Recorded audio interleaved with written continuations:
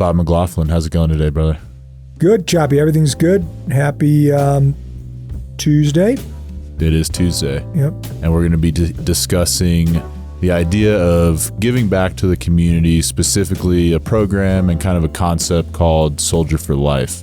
So I really want to get into, giving back to the community. If you served in the military and you're a veteran, what does it mean to be a soldier for life? Meaning you get back into the civilian world, you now continue to serve, protect, and do good by others. So I got a bunch of questions formulated around that, and I just kind of want to pick your brain about it. So, well, I think it's a great concept of Soldier for Life. Of course, it's the Marines, who basically said there's no such thing as an ex-Marine. You're always a Marine. Right. And then the Army took on the Soldier for Life mantra probably 10 years ago, which is a great thing, because when you look at the Army values, loyalty, duty, respect for others, selfless service, integrity, honor, personal courage, and then the warrior ethos, I'll never leave a fallen comrade, I'll never accept defeat, I'll never quit. All of those things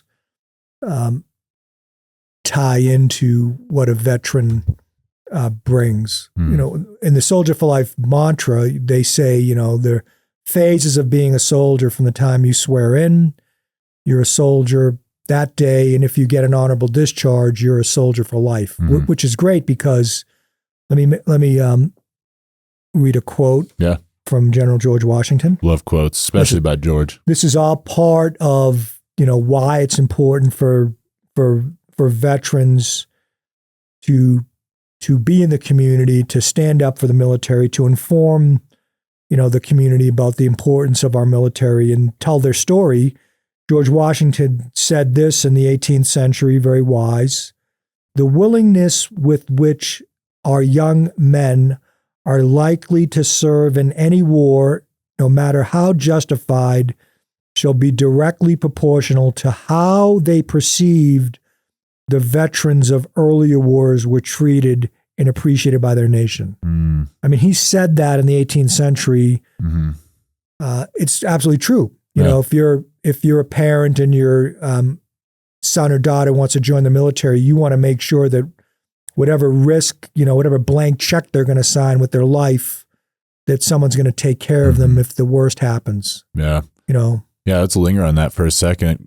As with any organization, I don't think anyone would voluntarily sign up to be a part of it or serve in it if previous employers or previous service members had a bad time or were treated poorly. I know for me, my father was in the Vietnam War, his father was in the Korean War, and although they told me the service was hit or miss at times, as is any, combat deployment, right, but how they were treated, the lessons they learned, the respect that was given following the wars, it was all worth it. So it was under my perspective or lens that they were treated well and that their service was worth it, and therefore I volunteered and wanted to join. So yeah, it's a matter of readiness, right? In veterans, soldiers for life, and this applies to all services. You and I were both soldiers, so we'll use that term. Yeah. Whatever service you are in, you are that for life. In this case, Soldier for Life. It's a great concept, because any military service should connect to their veterans, which means connecting to the community. And in order to tell the story, you want to talk about history. The Roman Empire fell. One of the big reasons is because they separated themselves from their paid for military. Two different things. There was no nationalism anymore. It was just mercenaries fighting, and that's one of the things that causes a nation to fall, when the idea of patriotism changes. So to have this thing, especially in our great nation, where the country is not separated from those who serve, is hugely important. Well, you have a very elaborate resume. You've led troops in combat. You were the commander of Fort Carson. You now serve one of the most successful veteran organizations in the United States, we'll call it.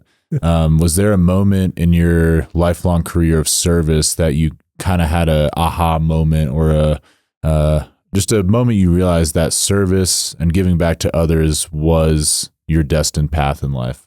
Well, certainly there's a couple of aha moments. The very first aha moment is when I was in college. I went to the University of Massachusetts, and I, decided to take a leap of faith with, literally ask myself, what are you going to do when you grow up? And I've always been, just like the idea of soldier for life, I've always respected those who served from the greatest generation. I had some of them in my family, and I had a great respect for the military. And when I took the leap to sign up at the time for basic training for ROTC, I mean, it fit like a glove, like Forrest and Jenny, like peanut butter and jelly. Yeah. Or peas and carrots. I loved the whole concept of discipline, of teamwork, of all the things where we became a values-based organization in 1986 when I was a lieutenant. I thought that was fantastic. And, I even said at the time, I won't get out of here until they kick me out. And, almost 30 years later, I retired. So that was the first thing, not just for me as a young kid going to ROTC, and then knowing that I loved the military and, wanted to make a career out of it. And then, of course, then you retire, and that's a whole nother, what do you ask the question again, what are you going to do now when you grow up? And, the late, great Jay Cimino, who was a Marine Corps veteran, when we came together to do Mount Carmel, that was the answer to that question. Here's another calling to help veterans, and nature took its course. Yeah. Who knows when the next phase is going to come? Yeah. Hopefully not in the veteran cemetery. Was there we're just talking about like specific moments within your journey. Was there a moment when you saw it was maybe your help or someone else's help really inspire someone, and then because they were inspired, you really saw that kind of radiate into others and, really inspire others to give back and start to serve their community as well? Well, I'll say, look at the Patriot Day Give Back, right? We honor, celebrate service, and honor the people who sacrificed for 9/11 at our Patriot Day Give Back. That started 10 years ago, with a phone call from a partner organization that wanted to do a food drive. And then if you look at the way that's blossomed over the years, we've got more volunteers. We do a big opening ceremony. We've got elected officials involved. It just grew and grew. And that was a inspiration of having a small event and actually it was my wife, Cindy, who worked with us that started it 10 years ago. And then it just grew and grew and grew. So that's an example of doing something that brings the community together to make something happen that's meaningful.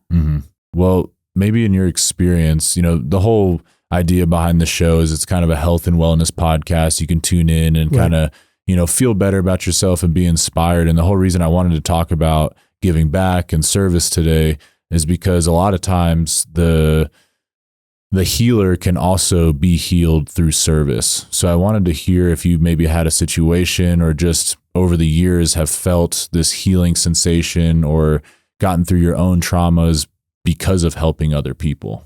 Well, I'm no exception to people who have served and might struggle with transition, but the real thing that I'm most proud of is I have a great purpose, right? And purpose gives everybody strength. And having no purpose creates weakness.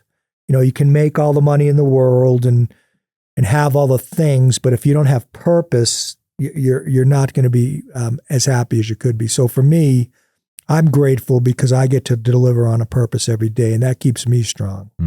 Yeah. I try and reflect a lot. Sometimes I'm journaling, sometimes I'm talking with friends, but some of the best times I've had or, the happiest I've been is always in times when I've helped others. It's always when I'm giving back. It's always when I've sacrificed my own time or effort or something along those lines to help someone else. And it does give you that, kind of overwhelming sensation of, gratitude or like I'm healed. I don't know. Do you relate to that at all? Absolutely. Even though in my job as the executive director, I do a lot of administrative things to raise money, to make sure the people in the employ of Mount Carmel are okay, that they're doing great things. So to me, I'm either taking care of employees, making sure there's fuel in the engine, working with partners. But what really, just makes me thrilled is if I get to change, improve, or save a life. And it's happened so many times that I get supercharged from being in a position where I've been operating this center this is my 11th year. I started in 2014. My anniversary is coming up next week. Make sure you get me a present. Nice. August 12th, 2014 is when I get to just connect and make sure of a customer service mentality where I get to help someone who doesn't know how to navigate something and I'm able to connect the dots really quickly and help them. It's very rewarding. USAA is celebrating over 100 years of service to our military community. In 1922, it was a group of soldiers that started USAA to insure each other's vehicles when no one else would. Since then, USAA has grown to over 13 million members strong, and through it all, one thing has remained. USAA is still serving the military community and their families. With their launch of Face the Fight Coalition to counter veteran suicide, we are proud to have USAA as a sponsor of the Veterans Voice podcast. I think a particular story that sticks with me, and I haven't told it in a while, and God works in mysterious ways, obviously. A couple of years ago, I was working with a young veteran who actually worked at Phil Long dealerships, and he was going through some behavioral health crises, and you could potentially say he might have been suicidal. So I connected to him with some behavioral health counseling when everything was going good. Hadn't heard from him in a couple of years, and I was coming back from the gym. That's also a way for healing, and I worked out, and I'm going down 115, and my phone rang. I have it on the dash, hands free, and I saw the number, didn't recognize the number. Normally I wouldn't answer. And, God works in mysterious ways. I answered, I'm driving, and it was this kid. He had moved out of state. And within 3 minutes, he painted a picture to me that he was at wit's end, that he didn't say, I want to kill myself, but he insinuated that he was at wit's end. And he said, nobody has helped me like you guys helped me. And there was a particular therapist who he loved, and she was awesome, and he couldn't get that kind of help where he was. And this is where God works in mysterious ways again. I'm like, I got to use my technology. Told him to hold on while I'm driving, one hand on the wheel, and connect the therapist to him. And it worked. I did a two-way pass-through. I connected the therapist to him on the phone. And I think in that one, it all came to place. I think we saved a life, and then they connected, and things were a lot better. I mean, that's an example of being in a position where you have the resources, that the fact that person reached out to me from another state. I mean, I could do no wrong in my own mind for like the next month. No matter what went wrong or everything was right. That's probably one of many examples across your career. And yeah, I'm sure that gave you that feeling of gratification. I mean, you helped someone, saved a life. I've unfortunately gotten that phone call before when someone was suicidal and you don't know what to do. You just do what you can, give the advice you can, be empathetic for their situation, and knowing that you help that person get through that. I mean, you form a bond, like a human connection when someone's struggling and you're there for them. I feel like that's the essence of connection, and we need to do more of that. Absolutely. When you talk about prevention, postvention, and intervention for suicide, intervention is so critical. I always talk to, when I do my new employee brief for the Phil Long employees, which is an honor to do. I did one today. And part of the presentation is I look at the class and I say, help. And they look at me and I look at them and I say, help. And I do it one more time. And somebody will always say, what do you need? And I'll tell them, exactly. I think it's human nature when you are asking for help to want to help, and they nod their head. And then I say, on the flip side, what are we not good at? Especially as veterans, asking for help. So if the first is true, that humans are inherently want to help others, which I believe is true from my experience, why should we, especially as veterans, be afraid to ask for help, right? And we are. We as a culture view it as a weakness. This is why I think the whole soldier for life concept is important, because if you can trust your teammates who you view as still your teammates, then maybe you're more willing to reach out and ask for support from people who have walked the same terrain as you. Yeah, for sure. Earlier you were talking about purpose, and I feel like that's a good topic, and we can tie the two together here.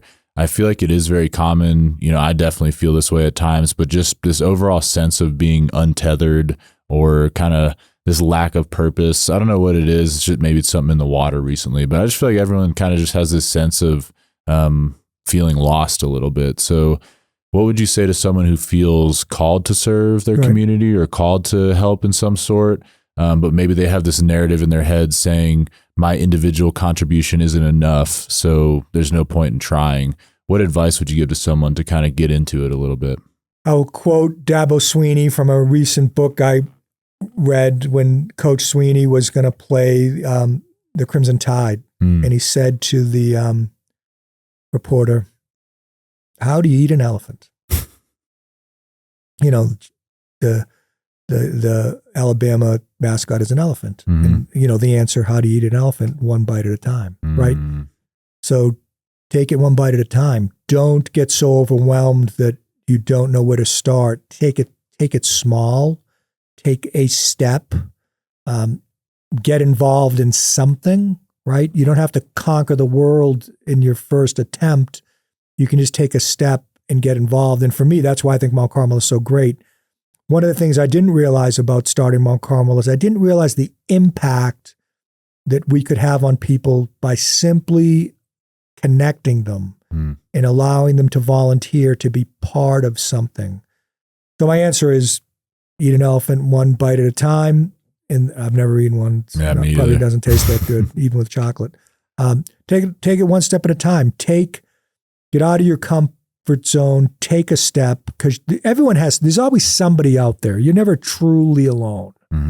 Everybody has somebody that they trust or can pick up the phone and call and at least start somewhere. And then normally it snowballs. I mean, look at me after 10 years with Mount Carmel. It started with just me by myself, 10 years ago. Now look at the great team that we have. And that's all from connecting to someone who connected to somebody else who made it grow. So take a step and go to somebody you trust to and then it all will get in the right direction. I believe that. Yeah, I like to think of things on a macro and a micro scale, so large and small scale. And you can help people just in your day-to-day life, whether it's at the grocery store or walking down the street. A small compliment can go really far because we don't know what other people's mindset are. The person walking down the same aisle with you in the grocery store could be like in the same boat as that gentleman. Maybe they were on the verge of suicide. They're just getting some groceries, but this weekend, like it's their time. And you complimented their shoes and said you also like, carrots and peas, and you see it in their car. Just small little conversation. I really try and go out of my way to do that because I know there's been times in my life when someone's done that for me and they didn't know how much it meant at the time. And I didn't even tell them, but it really kind of changed the trajectory of that day and even that week for me. And then on a macro scale, volunteering with an organization, not necessarily Mount Carmel, but there's so many organizations out there that you could volunteer for. A big one, you can work with animals too, work at the Humane Society. Yeah, I did that for a stint of time. That was some of the most rewarding work I've ever did. And I got to pet a lot of dogs. My daughter's actually doing cat photography there. Oh, cool. Let me tell you a story. Yeah, let's do it. So I normally, I went into the collision center for a little scrape on my car last week. And I normally don't do this. On a Saturday morning, I stopped in at Black Bear Coffee. I got a dark roast in a quiche. I'm a real man though. And a woman named Rebecca came up to me and I was just sitting there and she said, "You're Bob, the Mount Carmel guy." And I said, "Yes." She said, "Let me buy your coffee." And I said, "I already paid for it. Thank you." And then she handed me a couple of dollars and I said, let me come and see you. And you just reminded me, I got to write her a note. It was pretty awesome to come up to me in the middle of the restaurant. And who knows what kind of mood I was in, to thank me for my service, wanted to buy my coffee, and actually literally handed me some money. That doesn't happen that often. Yeah. I'm going to write her a note. Yeah, do it. I put it in my calendar, but that's pretty fantastic. Yeah. Something I like doing, my girlfriend gets mad sometimes, but if we see homeless people, whether it's here in Colorado Springs or just somewhere, I will find a small or the nearest McDonald's or just fast food spot and just get them, $5-8 worth of food, bring it back around and just say, hey, what's your name? Give some, show some personality with them. I'm John. Good luck out there, John. I appreciate it. And just have a nice day. Here's some food. I don't like giving them money because they're mostly addicted to drugs, and that's probably where it'll go. But everyone needs to eat, and I still feel bad for them. So that's just a small way I give back just on a day-to-day basis. And I'm really just trying to inspire people here to, throughout your day-to-day life, from the time you wake up to the time you go to bed, you can just give back in small little ways, and that's just one. Yeah, I mean, small acts of kindness are fantastic. Over the winter, my wife and I think it was President's Day weekend, we were up in Denver. My wife picked a restaurant. We were sitting in a booth, and there was a couple kind of across from us, and it was kind of an unusual thing. We just started a conversation, and we had just started our meal, and they were just ending their meal, and my wife talked to this woman. They were from out of town for a while, and we went to pay for our dinner, which was pretty substantial with a couple of cocktails and a dessert, and the couple had already departed, and the waiter said, that couple took care of your dinner. Wow. I mean, that's a couple $100. Yeah. Wow. Just to be grateful for someone who had served. It was pretty, couldn't find them. I didn't get their card or anything, but that's pretty remarkable. Mm-hmm. Yeah. You got to pay it forward always. Yep. What kind of ideas do you have behind the future generation of service-minded people? Like, where do you hope to see the community of giving back, maybe Mount Carmel specifically, but just in general, once you move on through retirement and see this next generation of caregivers come through? Well, I think if you take the core values, I love talking about the military as a values-based organization. As long as people are values-based in their approach to helping others, for generations it's been going on. I'm sure since the Civil War, when the vets were talking about the people after them, they're weak and lazy, and then I'm sure after World War I, the war to end all wars, everyone else was weak and lazy. But then the greatest generation came for World War II, right? And then after that, we had the '60s, which everyone said, "Oh my God, we're falling apart," and it wasn't necessarily true because then someone else popped up. There's always going to be turmoil in our world, right? Unfortunately, people cannot live in peace. You dream that they could, but there's always going to be a need for people to serve, whether you're in the military or are serving in the Peace Corps or serving in a local church group.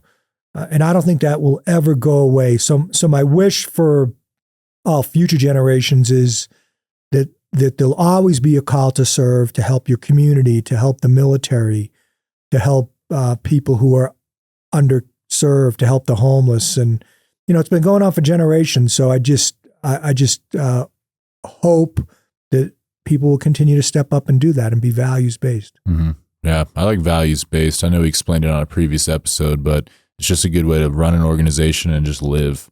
I know our household has a set of values we live by, and if you don't have a set of values, just sit down and write out some things you believe and create a value system on it. I think that's such a useful tool. But just in closing here, if you hope this conversation were to plant a seed of inspiration or motivation in a listener, what would you hope that would be? Well, the only way you can touch someone's life is touch their life, right? Too often, you said earlier, do we think we may not be worthy to do that? You got to eat the elephant one step at a time, one bite at a time. So take a bite, do something kind for somebody else. And you're right, whether you're in the aisle of Walmart or you're on the ball field or in the gym, you could change someone's life with a simple gesture. Well, anything else you want to add in closing here? No, it's great. Great topic. I enjoyed talking about the importance of helping other people and how, my journey as a soldier is just one of thousands or millions at this point that have served, that I know, especially with that core group of people, the veterans. They know what it's like to serve and sacrifice. They know what it's like to be on a team. They know what it's like to be in a values-based organization. So my challenge to military members for life is take a step. help somebody do something and reach out, and that's the whole purpose of the term of Soldier for Life. I appreciate you coming on and sharing some wisdom and insight based on your very extensive journey through giving. And as always, we'll chat soon. And thanks for coming on the Veterans Voice podcast. Pleasure to be here. Thanks, Bob. Thank you.